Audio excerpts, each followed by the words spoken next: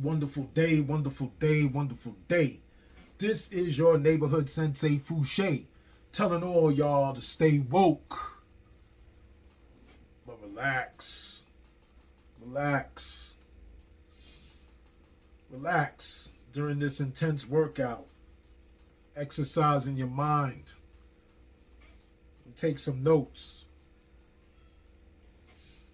I have to first give a shout out to all you wonderful people that are beginning to follow and really absorb a lot of this information that I'm sharing. And I hope that in some form it's impactful, helpful, and I'm clear enough in my explanations and in my reading for you to follow. You know what I'm saying? I take some feedback from specific people that follow the show that I'm in direct communication with, and I make my adjustments according to the information. You know what I'm saying? Because information is just things to grow and learn from. You know what I'm saying? You could take it as, you know, personal. You know what I'm saying? And if you do that, then, you know, you get all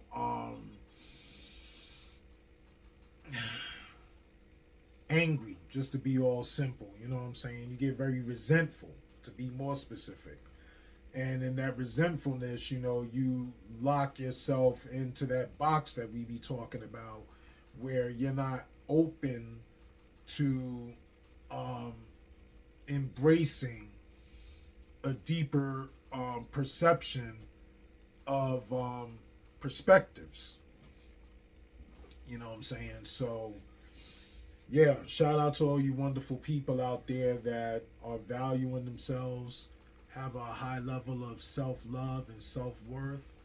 And, yeah, let's keep this thing moving. You know what I'm saying? All music in the back is provided by Nasty Noise Music Productions. N.M.P. is the acronym. Look it up. You know what I'm saying? A lot of different sounds, instruments, and you know, the way I describe it is a nice blend of almost like a futuristic universal mid-eastern middle ages type of flow. You know what I'm saying? And if that is completely way beyond your comprehension, just look it up. You know what I'm saying? And give your own opinion. But anyway, let's get on topic. You know what I'm saying? Because we're going to lead into the power of now. You know, because that's the main focus of topic in reference by Eckhart Tolle. And I always have to repeat and spell his name for you to be aware and look up yourself. You know, the book is in retail right now, and you could look at the cover for anyone that is actually watching. So Eckhart Tolle, Eckhart, last name Tolle. Eckhart Tolle, A Guide to Spiritual Enlightenment. And I'm sharing information, and this is just one of many. I almost want to grab this other book, so just hold on right quick, because this is the latest highlight, and we're going to get into this a little bit later, but this is Psycho-Cybernetics, and I think I started referencing this, and the actual author is Maxwell Maltz. Last name spelled Maltz, and yeah, he has a doctrine, you know what I'm saying? So this book is extremely hardcore too. But, you know, right now we starting off with now, the power of now. And the chapter we're going to be covering, if I'm correct, we're going into chapter 7, is it? Is that where we're at? We're about to be completely specific in a moment. Yes, chapter 7, portals into the unmanifested. But first, I want to start with I wasn't sure if I was going to record this today. You know what I'm saying? Every day's a long day. And, there's a lot of things that I probably don't want to do. But there are things that I am committed to being consistent about.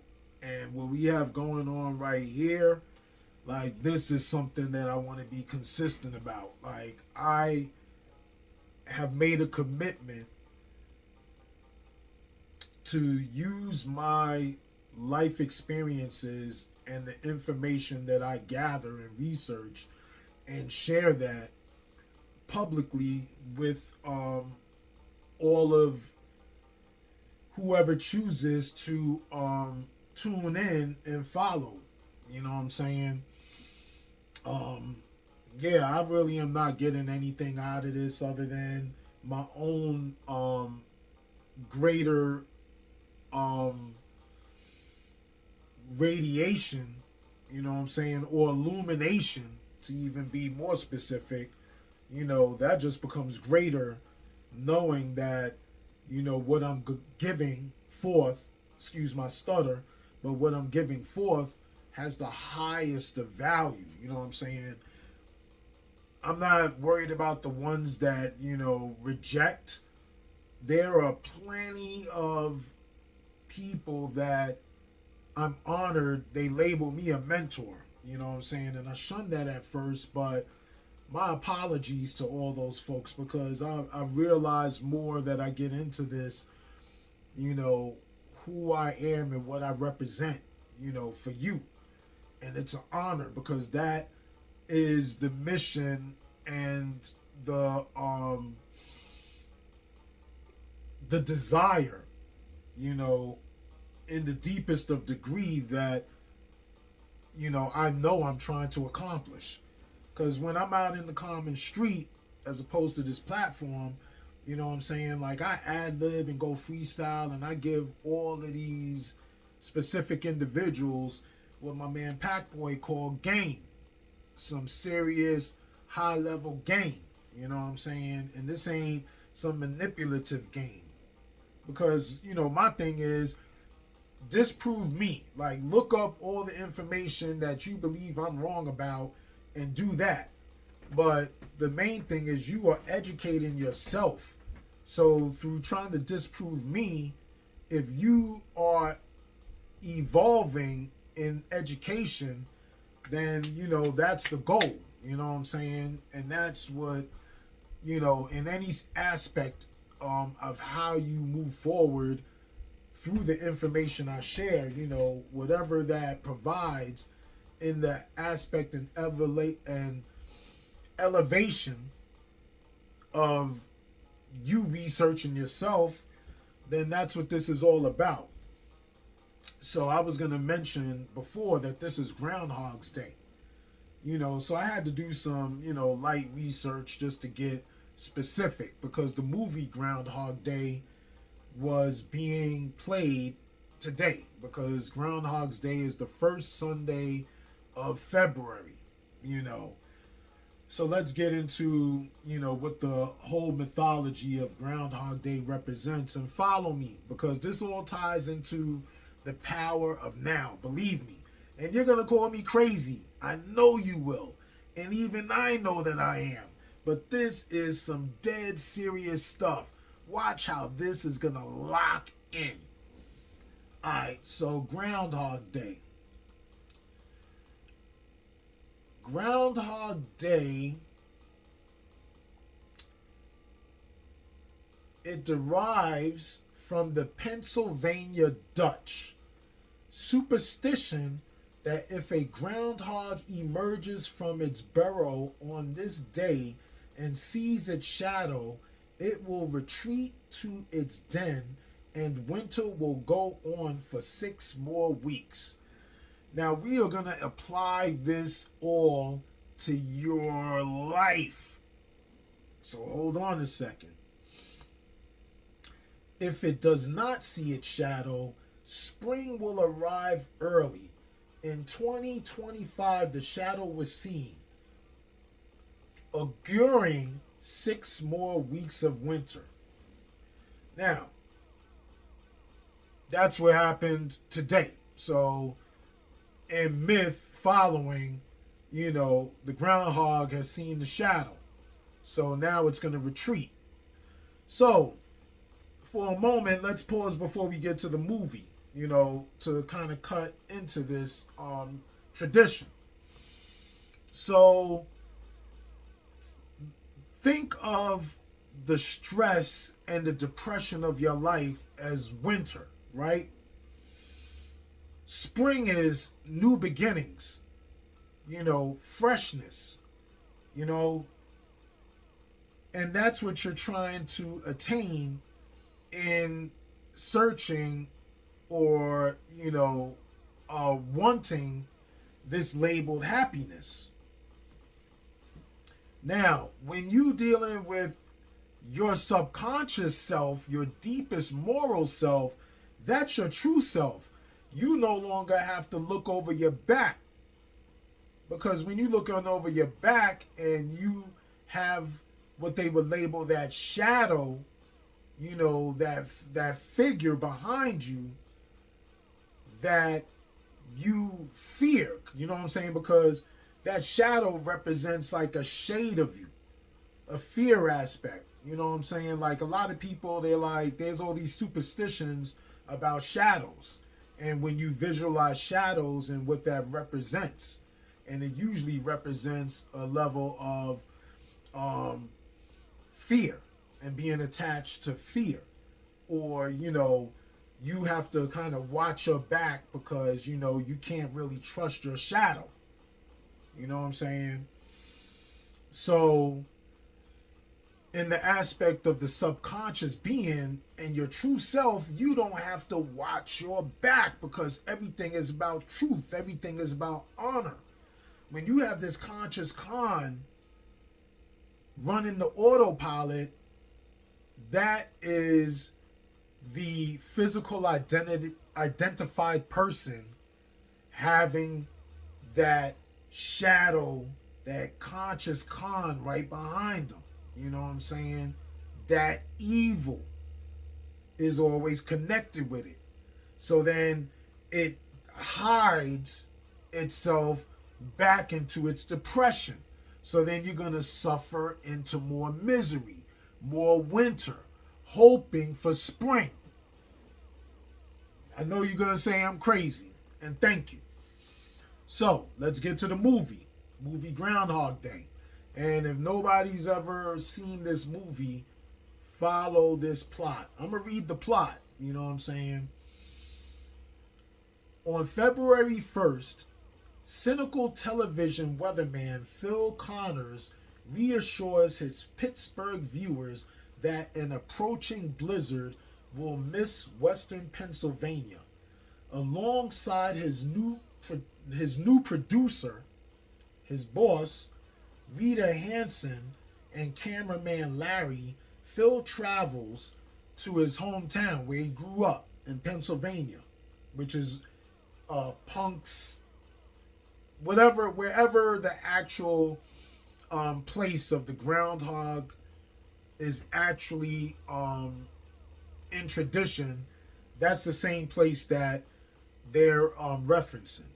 And you can look it up. I'm not going to go into trying to pronounce it. I'm going to screw it up. Believe that.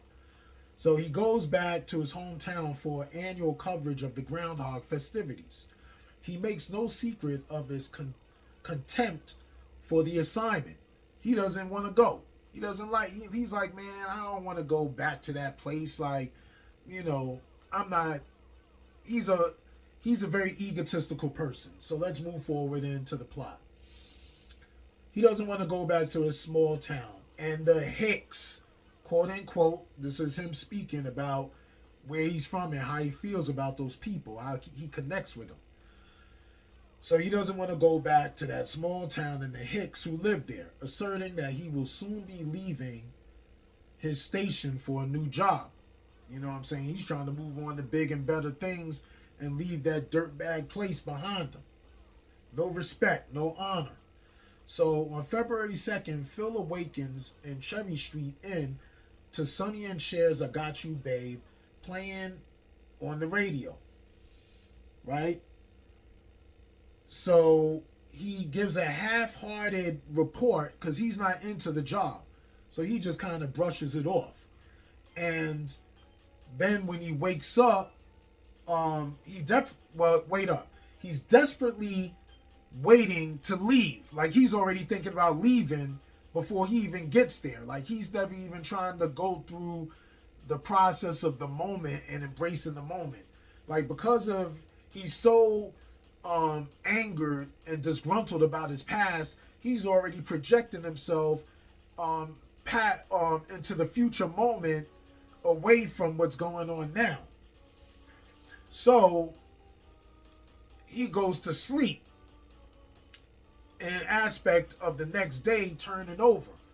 Now during the action of the day of his disgruntledness, like he continues to go through all of these unpleasurable experiences. So he's irritated. And he is very egocentric and very negative. He doesn't serve other people with kindness. He's very dismissive, very mocking, labeling, judgmental. So when he wakes up the next day, the same song wakes him up, and he goes through the aspect of the day, and he keeps going through the same thing over and over, the same misery every single day. And he finds different ways of trying to change the aspects of the day as he's going into the recognition that the days are repeating itself, but he still has the same attitude, the same dismissiveness. He just goes about it in different ways every single day that repeats itself, but it's just different versions of his very negative, evil, self-centered self continues to manipulate. So the way the whole moral of the movie goes is that until he is authentic in serving others and changing his attitude, he never moves truly on to the next day.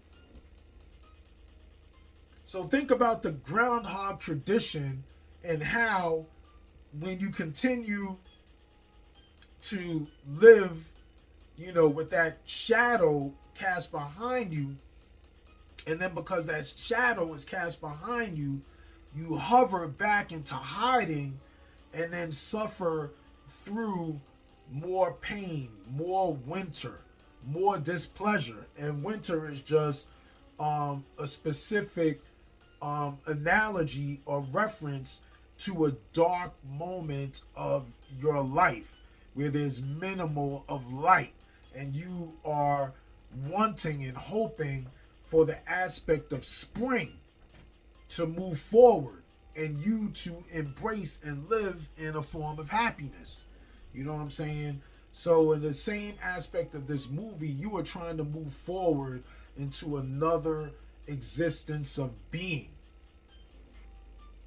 deeper than what you've already been living every single day for so long, that is carried over and over and over in different ways.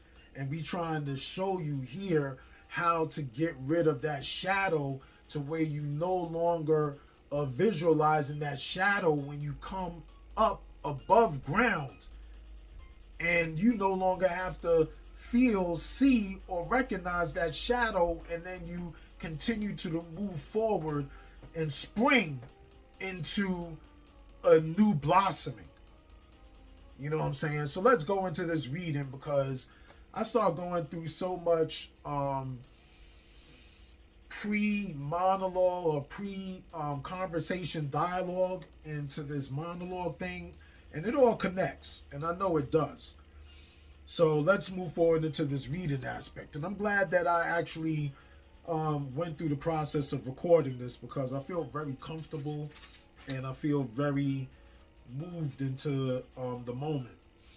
So, again, the chapter is chapter 7, and the title of the chapter is Portals into the Unmanifested. And the reason, ironically, that story had to be told in correlation to what we are about to speak about is because when you move spring forward, to use that analogy again, and let me correct myself in my fumble pronunciation to begin with, and let's repeat it. So when we begin to truly spring forward past this casted shadow that we continue to hide away from and torture ourselves in misery, you know, when you reach this portal, like the beginning of this blossoming, like that is what this whole breakdown is going to start to read out. So follow me, because the first subtitle into the chapter is Going Deeply into the Body. When you can feel the inner body clearly as a single field of energy, let go. When you are so in deep and entrenched into that meditative connection, into that deep love, yeah.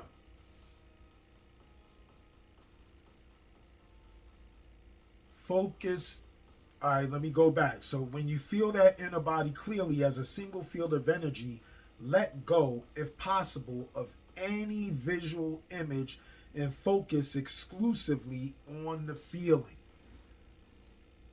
And that's what I was about to lead into. And I should have read forward before I paused, but when you can feel the inner body clearly, when you are such in that deep meditative connection as a single field of energy, let go, if possible, of any distractions, any noises, any extreme noises, any form of distraction, like block that out and focus exclusively on that deep connected feeling. Then take your attention even more deeply into that feeling. Now that's even a deeper process, to go deeper into that initial feeling of touching your oneness and your connectedness. Become one with it. Merge with the energy field so that there is no longer a perceived duality. There's no longer that devil. All you listening to is the angel. The angel now is rising, and you're submerging that devil, so that there is no longer a perceived duality of the observer and the observed, of you and your body. The distinction between inner and outer also dissolves now. The distinction, again, between inner and outer also dissolves now. So there is no inner body anymore. By going deeply into the body, you have transcended the body. Which means you are now what they would label, what Jesus was categorized to be, resurrected. The Christ, the Christos. And if you don't know what we're talking about, you have to go back a few episodes when we're relating to the Christos, because the Christ and the Christos is the same thing. But the Christos is deeper as far as its specific reference, as opposed to how Christ is connected directly behind the label Jesus or the name Jesus. It was Jesus of the Christ instead of Jesus Christ. Like, they shortened that down. But let's keep moving. Stay in this realm of pure being for as long as feels comfortable. Then become aware again of the physical body. your breathing and physical senses. Once you are so deep in that meditative state and you are so connected, then you can start to come back into that physical presence. And then when you come back into that physical presence and you open your eyes, the first thing that I suggest before I read forward is really recognize that feeling that you just had and understand how you felt about that. And when you have that moment, then move forward into that next moment and tell me how that goes. So let's read forward into this next moment. Having access to that formless realm is truly liberating. Man, I'm just reading right forward into what I just ad-libbed. It frees you from bondage to form and identification with form. Now that you are so deep into your deepest of subconscious, like your body or your autopilot will be able to be more comfortable without feeling, the dreaded shadow, knowing that it's no longer behind it. It doesn't have to fear that dreary or that drudgery. You know what I'm saying? Because now it's just light, not like a shade of darkness that's always connected to it.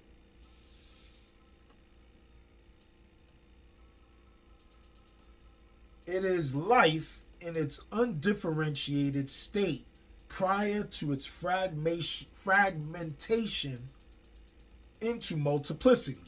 And if you don't understand what that means, let me break that down. When you are initially one with yourself, you are born into pure, deep consciousness, and then you start to create and identify with this twin version of yourself, but it's a opposite version of your deep conscious self. So with that self, and the more you identify with that self, it'll break you into those fragments, with how they describe it. A fragmentation into multiplicity, right? So you start creating different characters, sub-characters within that conscious con character, which are all identifications of those 7 deadly sins or those 7 deadly covers of the box of fear. And I know if you don't get that, please go back. You know what I'm saying? I'm trying to move forward, and all of these references are extremely important. And for you all that get it, we're going to move forward. But again, it states, it is life. Let me go back again.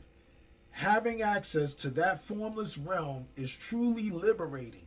It frees you from bondage to form and identification with form. It is life in its undifferentiated state prior to its fragmentation into multiplicity. And in that statement, I would recommend the movie Multiplicity with Michael Keaton, which is another 90s film. I don't have the copy of that, but trust me, that movie is going to show you the different versions of yourself that spin off of the conscious con creation, trying to create shortcuts for you to be punished for his pleasure. Check that out. You know what I'm saying? Multiplicity. Michael Keaton. If I'm correct, the year was 1997, if I'm accurate. We may call it the unmanifested, the invisible source of all things, who they call that mystery God, that outside God. But that's not what that really is supposed to be. Again, this is in you. The being within all beings. It is a realm of deep stillness and peace, but also of joy and intense aliveness. Whenever you are present, you become transparent to some extent to the light. the pure consciousness that emanates from this source. You also realize that the light is not separate from who you are, but constitutes your very essence. You are God, and you were the devil.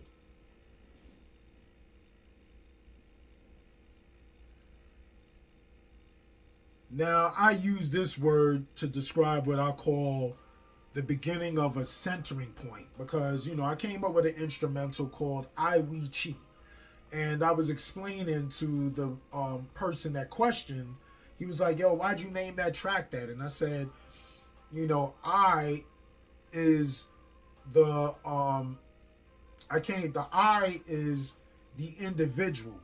The we is the interdependence. And the chi is the connection of the servitude to others through the individuality serving within the interdependence. So then the opposing conversation question is the unmanifested what in the East is called chi, a kind of universal life energy. Now check how the scholar is going to answer, because I pretty much just explained this in my explanation of my instrumental. And I thought of that before I bought this book. I just bought this book like 2 months ago. I came up with that specific instrumental probably about a year ago. So he answers, no, it isn't when it comes to chi. And is it the universal life energy? No, it isn't. The unmanifested is the source of the chi. Chi is the inner energy field of your body. It is the bridge between the outer you and the source.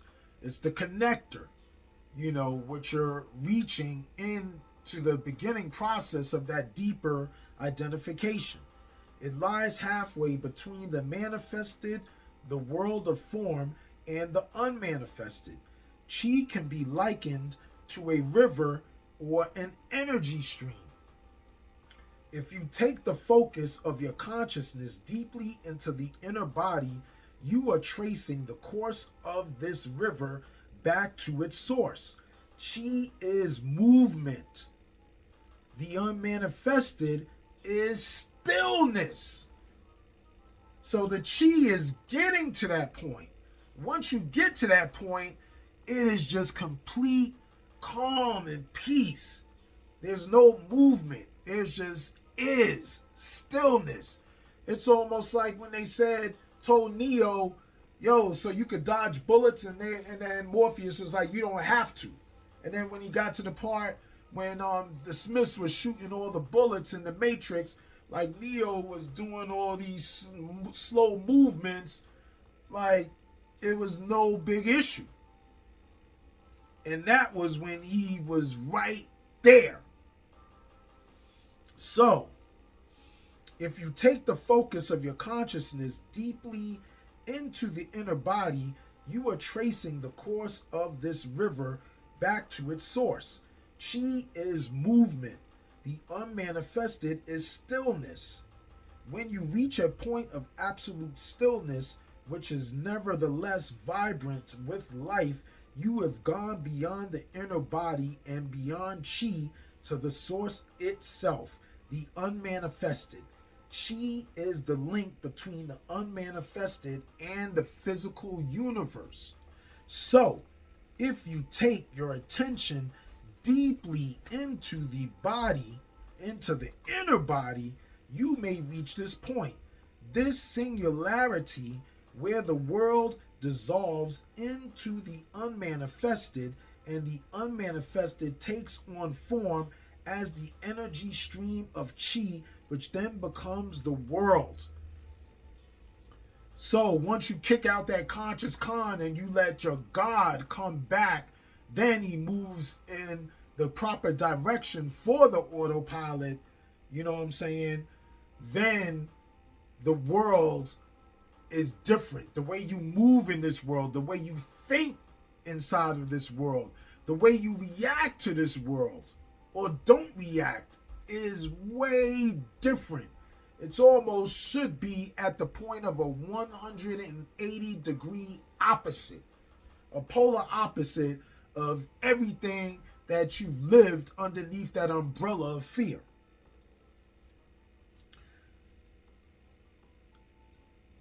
Trying to get back to where I left off. This is the point of birth and death. When your consciousness is directed outward, mind and world arise. When it is directed inward, it realizes its own source and returns home into the unmanifested. Then when your consciousness comes back to the manifested world, you reassume the form identity that you temporarily relinquished. You have a name, a past, a life situation, a future. But in one essential respect, you are not the same person you were before. You will have glimpsed a reality within yourself that is not of this world, although it isn't separate from it, just that it isn't separate from you. And I don't have enough time to give more specific explanation in this episode of what I know this dude is dropping. Feel the inner body even when engaged in everyday activities, especially when engaged in relationships, which are probably your most challenging things to work through, is your deepest connected residential or close relationships. Because, it doesn't have to be specifically residential. You just be around that person or those people a whole lot. You feel it as a deep sense of peace somewhere in the background, a stillness that never leaves you no matter what happens out here. You become a bridge between the unmanifested and the manifested, between God and the world. This is the state of connectedness with the source that we call enlightenment. Don't get the impression that the unmanifested is separate from the manifested. It is the life within every form, the inner essence of all that exists. It pervades this world. This is deeper than this world. You're not going to find this God, this happiness in this world. You're going to find it inside of you. Dreamless sleep. You take a journey into the unmanifested every night when you enter the phase of deep dreamless sleep. No dream. Those are messages.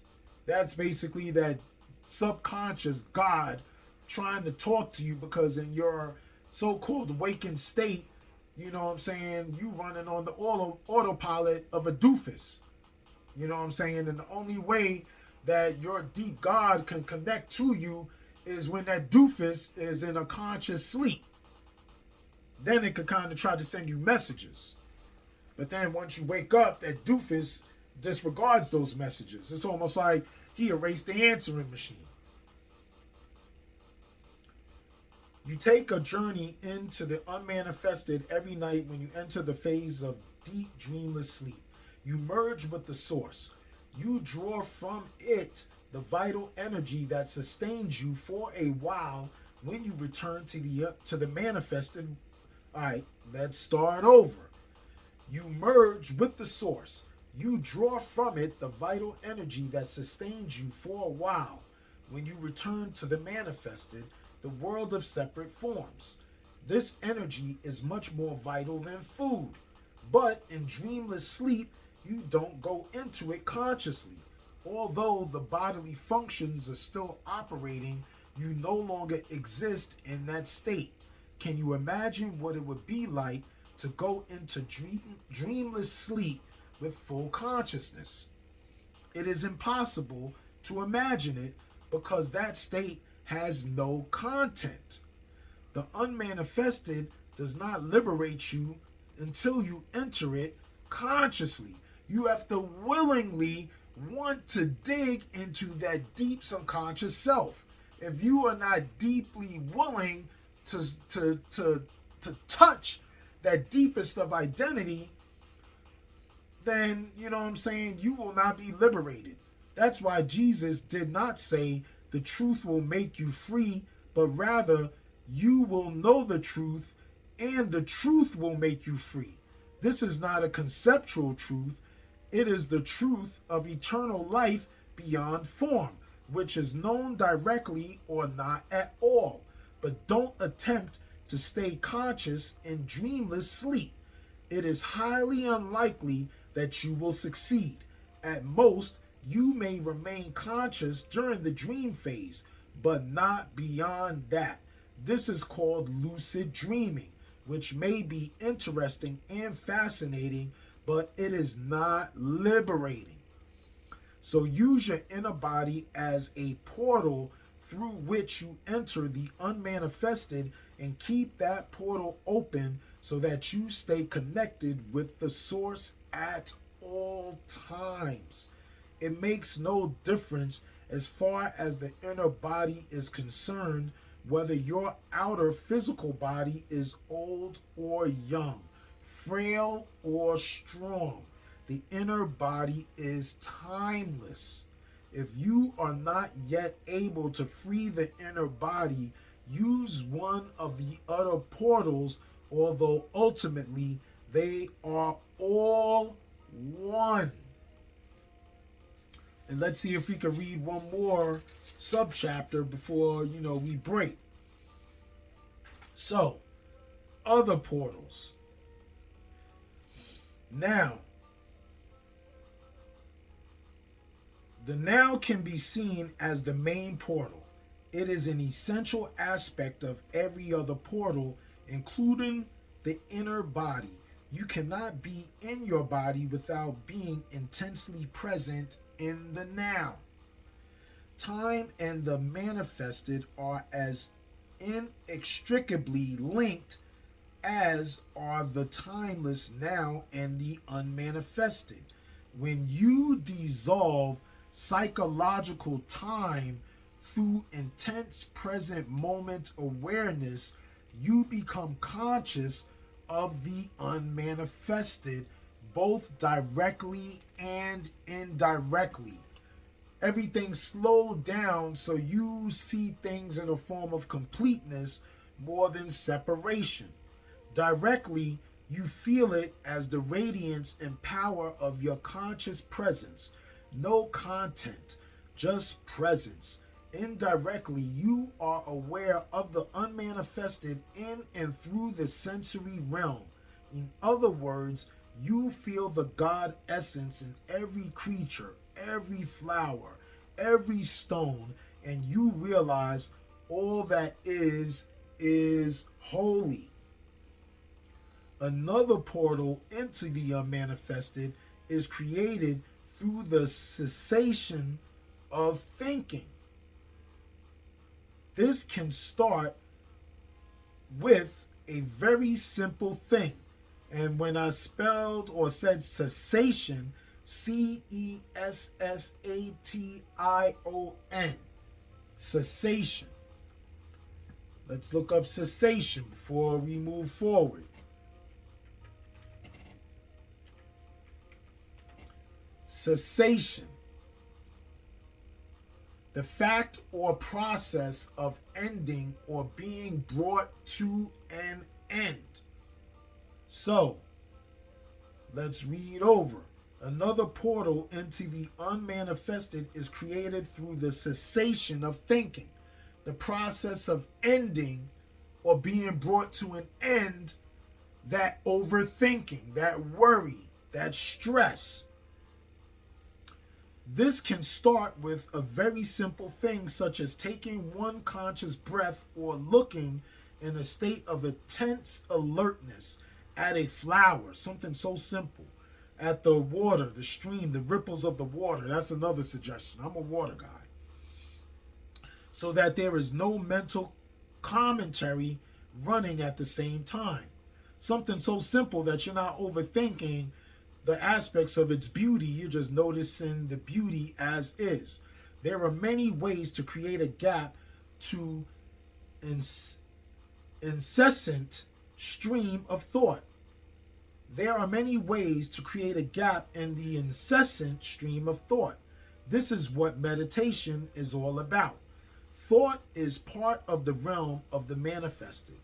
Continuous mind activity keeps you imprisoned in the world of form and become an opaque screen that prevents you from becoming conscious of the unmanifested, conscious of the formless and timeless God essence in yourself and in all things and creatures.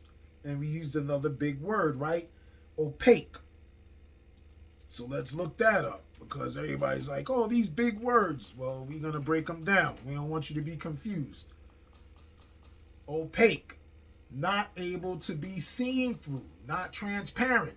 And I was going to say that, but I'd rather read the definition from off of there. So let me see where I stopped. Thought is a part of the realm of the manifested. Continuous mind activity keeps you imprisoned in the world of form and becomes an opaque screen that prevents you from becoming conscious of the unmanifested, conscious of the timeless, of the formless and timeless God essence in yourself and in all things and creatures. When you are intensely present, you don't need to be concerned about the cessation of thinking, of course, because the mind then stops automatically. That's why I said the now is an essential aspect of every other portal. Surrender. The letting go of the mental, emotional resistance to what is also becomes a portal to the unmanifested. The reason for this is simple. Inner resistance cuts you off from other people, from yourself, from the world around you. It strengthens the feeling of separateness on which the ego depends for its survival. The stronger the feeling of separateness, the more you are bound to the manifested, to the world of separate forms, of problems, of stress, of judgments. The more you are bound to the world of form, the harder and more impenetrable your form identity becomes. The portal is closed and you are cut off from the inner dimension.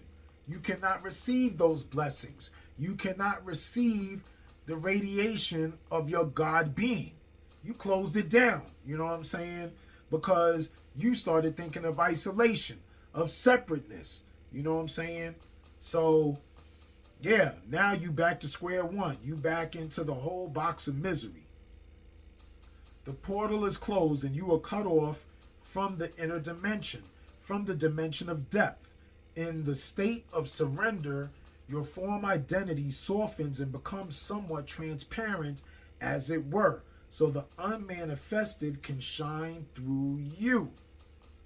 Again, the more you are bound to the world of form, the harder and more impenetrable your form identity becomes. The portal is closed and you are cut off from the inner dimension, the dimension of depth, the state of surrender. Your form identity softens and becomes somewhat transparent, as it were, so the unmanifested can shine through you. So then they reference, surely love must also be one of those portals. No, it isn't. As soon as one of those portals is open, love is present in you as the feeling realization of oneness. Love isn't a portal, it's what comes through the portal into this world. As long as you are completely trapped in your form identity, There can be no love. Your task is not to search for love, but to find a portal through which love can enter. And that is where we are going to stop our reading for the day. And when we come back tomorrow, we're going to talk about the silence. You know what I'm saying? One of my favorite all-time songs, and not specifically people, but the song Simon and Garfunkel, The Sounds of Silence. I never really understood that song as a kid or as a younger man. Like, I just thought it was something that sounded very, folk-like.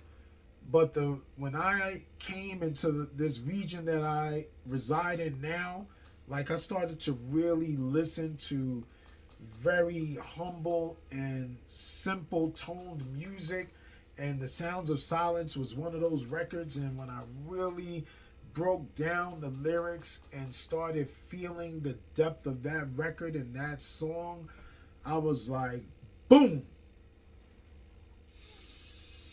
And we ain't going to stay much longer because we covered a lot of ground, and the monologue was talking about the movie Groundhog Day, and we was talking about, Groundhog Day in general and how we are trying to relieve ourselves from that casted shadow that's attached to us.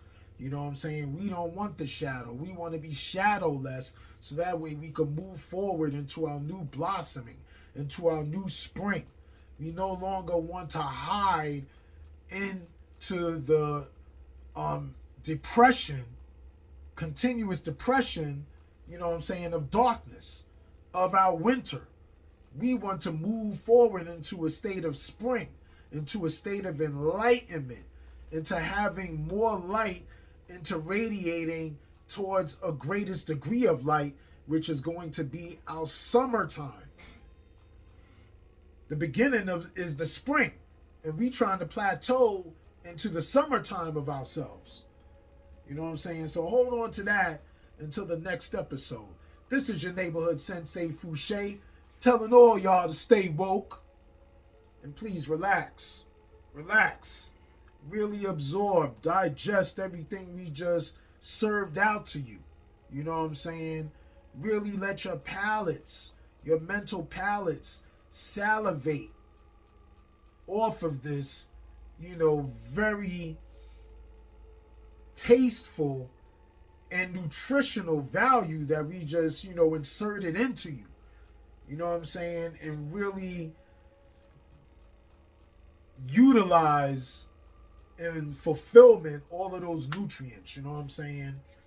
And then on that note, I wish y'all all the greatest of wellness and tell y'all to stay smooth. One.